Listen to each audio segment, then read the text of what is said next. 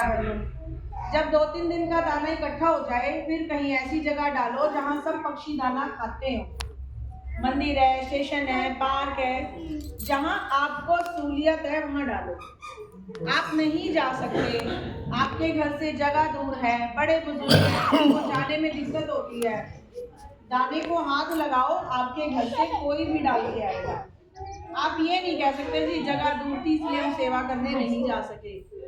आप नहीं जा सकते, आपके घर से कोई भी डाल के आए, लेकिन पक्षियों की सेवा जरूर करनी है। कई बार बड़े बुजुर्ग पूछते हैं क्या सुबह उठ के नहा धो के ही सेवा करनी होती है, क्योंकि सर्दियां हैं, कई बार बड़े बुजुर्ग सुबह सुबह उठ के नहीं नहा पाते हैं।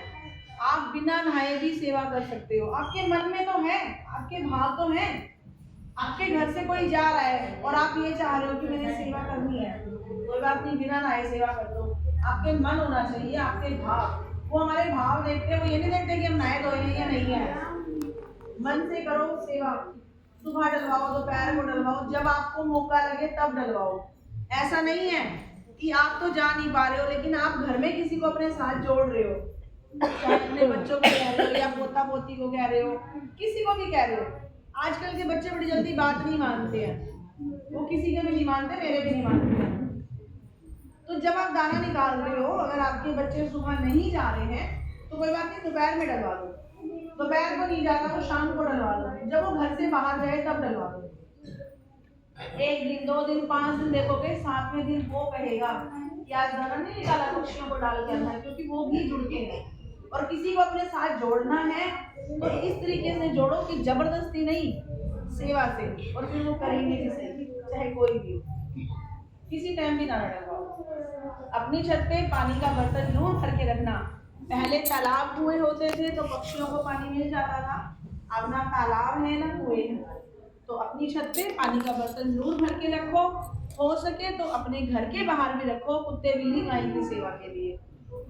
कुछ लेडीज की आदत होती है चावल साफ करते समय कच्चे चावल मुंह में डाल देते हैं, जैसे बाजार से लेके आते हैं, साफ कर रहे हैं तो कई जने फाकी मारते हैं। घर में दाना नहीं पड़ा होता तो पक्षियों को भी कच्चे चावल डाल देते हैं। कुछ लोग सतनाजा बनवाते हैं, उसमें चावल की कड़ी डलवाते हैं। कच्चे चावल ना ही आपने खाने हैं ना ही पक्षियों को डालने हैं, आप दोनों के लिए कष्ट है। इसलिए हमेशा चावल पके हुए खाओ और पके हुए चावल ही पक्षियों को डालो, कच्चे चावल बिल्कुल भी नहीं। आप इस धागे को कहीं भी डाल के जाओ, मरे में, जिए में, सूतक पातक कोई परहेज नहीं है। कहीं भी जाओ धागा डाल के जाओगे, धागा निकालना नहीं है। निकालोगे धागे का असर खत्म हो जाएगा, धागा खंडित हो जाएगा, आपको फिर से परेशानी शुरू हो जाएगी।